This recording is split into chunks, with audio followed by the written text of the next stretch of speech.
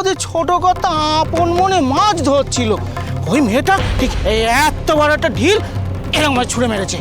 একটু হলেই ছোট কথার মাথা ফেটে যাচ্ছিল। তার উপরে কি করেছে জানেন? সে ছোট কথাকে জলে ঠেলে ফেলে দিয়েছে। কি মিথ্যে বলছে সব লোকটা। বউ দিদি কখন ধাক্কা দিল এই বচ্চলেটাকে? কি সর্বনাশ যে হয়ে যাচ্ছিল আজ, শুধু ওই আমাদের বড় কর্তার পুণ্যি ফল, সেই জন্য এ যাত্রা ছোট কর্তা প্রাণে বেঁচে গেল।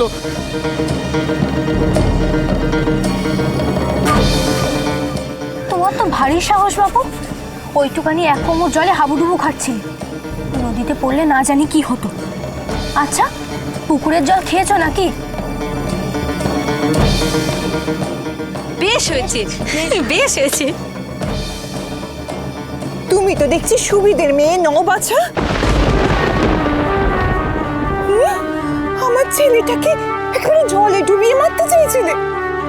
আমার একটা মাত্র ছেলে, যদি ভালো মন্দের কিছু হয়ে যেত। ও গিন্নিমা, ওই মেয়েই তো ছোট ঘর থেকে টেনে তুললো গো। থাম, ওই মেয়ে আমার ছেলেকে টেনে তুলবে? এত গায়ের জোর ওর আছে?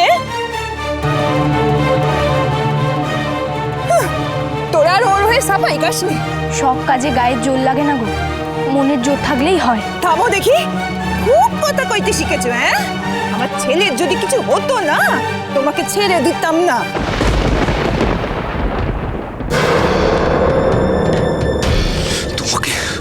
তোমাকে আমি ছাড়বো না। দেখে নেবো তোমাকে, আমি বলে দিলাম। দেখে নেবি? কি দেখবি? পরে কেন, এখনই দেখ। ও মা, কি দজ্জাল মেয়ে রে বাবা, পুরুষ মানুষের উপর তেড়ে আসে। কপাল ছাড়ো, শান্ত হও তুমি। আর অনন্ত, তোমার লজ্জা করে না? যে ঘাটে মেয়েরা স্নান করতে আসে সেই ঘাটে তুমি এসছো মাছ ধরতে? ঠিক বলেছেন নবদাদা, ওই ছেলের জ্বালায় তো কোনো ঘাটে স্নান করতে যাওয়ার জোর নেই।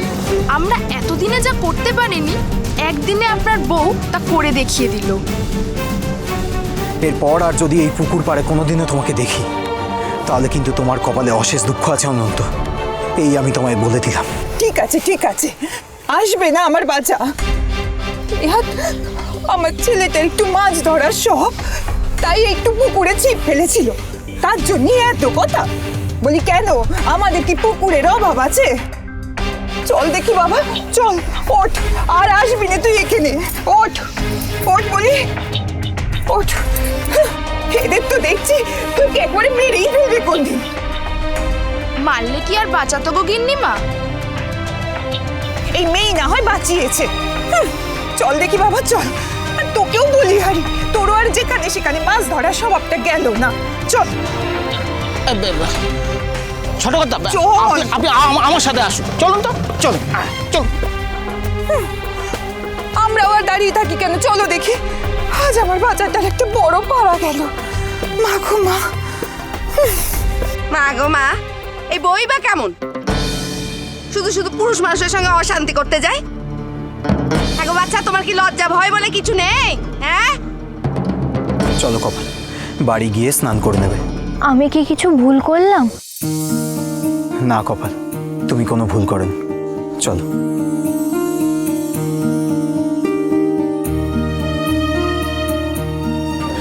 শান্ত হন ছোট কথা, শান্ত হন। আরে এখন আর রাগারাগি করে কি হবে? আরে ওই মেয়ে খানদানি, ওর আশা ছাড়ুন তো, নইলে এর পরে না একটা বড় অঘটন ঘটিয়ে ছাড়বে ওই বউ। আমি ভয় পাই না, যাই ঘটুক না কেন, ওই মেয়েকে আমি ছাড়বো না। ও আমাকে ঢিল ছুঁড়েছে, জলে নাকানি চোবানি খাইয়েছে, সারা গ্রামের সামনে ও আমাকে অপদস্থ করেছে। ওর প্রত্যেকটা হিসেব আমি একটা একটা করে নেব। কিন্তু একটা কথা ভেবে আমার খুব খারাপ লাগছে, বলবো? বলো। মানে ভয় না, যা বলা শিগগির বলো, আমি খুব ক্ষেপে আছি এখন। আগে বলছি এরপরে গ্রামের কোনো মেয়ে আপনাকে মানবে? মানে সবাই যদি ওর মতো রুখে দাঁড়ায় তাহলে মানে বুঝতেই পারছেন।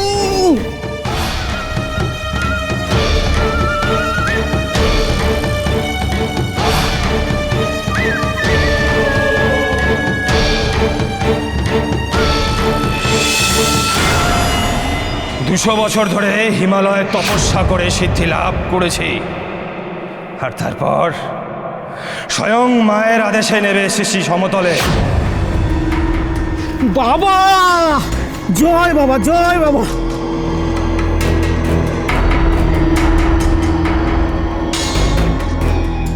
কে আপনি? কি চাই? পথ আটকালেন কেন? আপনি এখান থেকে সরে যান, আমার মাথা কিন্তু এখন ঠিক নেই। তোর মাথা যাতে ঠিক থাকে সেই ব্যবস্থা আমি করতে পারি। আমি মায়ের সাধক, তবে আমার মনে হচ্ছে যে আমি তোর উপকারে লাগতে পারি। হ্যাঁ, অবশ্য যদি তুই আমার কথা শুনিস।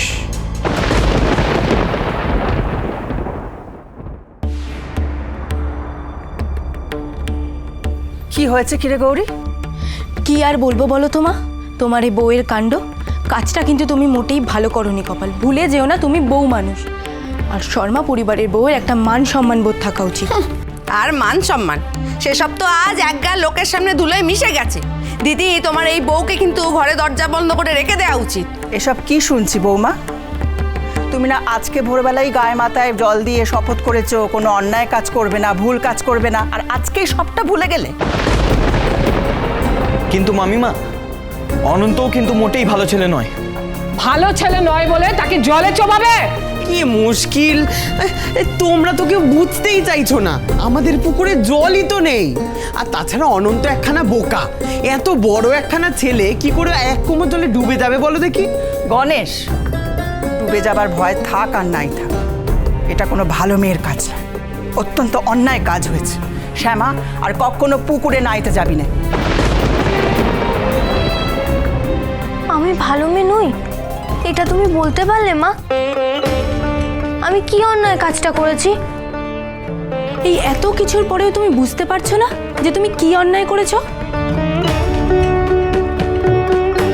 আমি কেন অন্যায় করব? অন্যায় তো করেছে ওই ছেলেটা।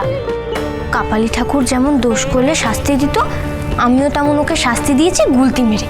হ্যাঁ, আমার পোড়া কপাল। কি মেয়ে বলে কি রে নেবো? মদ্যদের মতো গুলতি মেরেছে একটা ছেলেকে, আবার সেটা মুখ নেড়ে নেড়ে বলছে। কপাল, তুমি থামো, কেন এসব বলছো বলো তো? ওমা, বলবো না? যা সত্যি সেটাই বলেছি। আমি কি অন্যায় করেছি বলো? ওই ছেলেটাই তো বরং আমাদের দিকে প্যাট প্যাট করে চেয়েছিল। ওকে কতবার চলে যেতে বললাম, শুনলই না। তাই তো ওকে সরাবার জন্য ঢিল মেরেছি। কেউ দোষ করলে তাকে বারণ করা বুঝি ভুল কাজ? ও পথিক, তুমি তো বললে আমি কোনো দোষ করিনি। হ্যাঁ গো ঠাকুরজি, একে কে বোঝাবে কোনটা দোষ আর কোনটা দোষ নয়? তোমরা ওরম করে বলছো কেন? অনু তো বলছিল ও নাকি জমিদারের ছেলে, তাই ওকে কিছু না বলতে। কাজটা নাকি ঠিক হয়নি, ও নাকি আমাদের কোনো ক্ষতি করে দিতে পারে। কিন্তু মা, জমিদারের ছেলে বলে যা খুশি করবে? আমি তো ভেবেছিলাম ওকে আমি শাস্তি দিয়েছি বলে তোমরা আমাকে ভালো বলবে।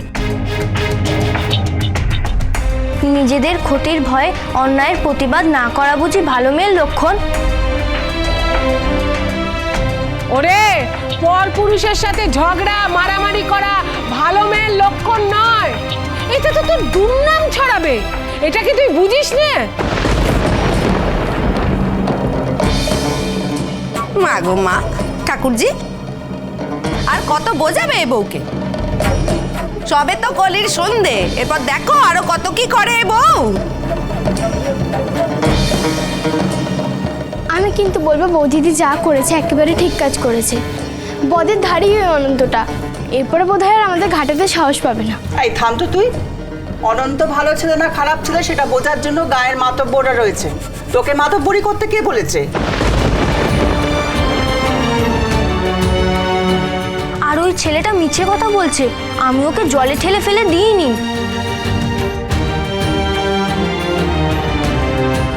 কপাল, থামো এবার। বড়রা কথা বললে মুখে মুখে কথা বলতে নেই। বেশ, আমি আর কাল থেকে কোনো দোষ, কোনো দোষীপনা আর কিচ্ছু করব না। তোমরা যেটাকে ঠিক বলবে আমি সেটাই করব। দেখো তোমরা। থাক বাচ্চা, তোমার কথার কত দাম সে বোঝা গেছে। একবার বলো আজ থেকে কিছু করব না, একবার বলো কাল থেকে কিছু করব না, কিন্তু যেটা করার ঠিক করো। না খুড়িমা, আমি বলছি, কাল থেকে কপালের জীবনে সত্যিই এক নতুন অধ্যায় শুরু হবে। কপাল, আজ সারাদিন তুমি তার জন্য তৈরি হও। বউকে দিয়ে কাল থেকে আবার কি শুরু করাতে চাস ভাই? এমন কিছু যা ওর জীবনটাকেই বদলে দেবে।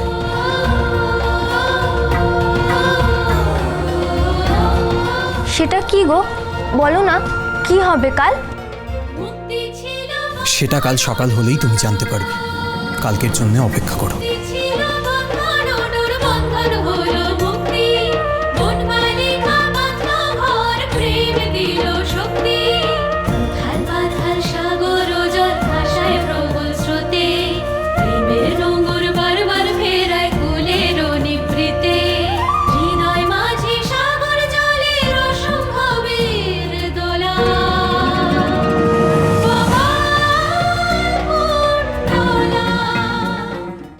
শোনো, আজ রাতে কিন্তু স্বামীকে একেবারে বেঁধে ফেলতে হবে। পথিককে বাঁধবো? কি দিয়ে? হে ভগবান, তোদের এমন কিছু করতে হবে যাতে কপাল কুণ্ডলা আর নবকুমারের বিচ্ছেদ ঘটে। কি বলবো? জন্ম জন্মান্তরের বন্ধন আর ভালোবেসে কাছে টেনে নাও।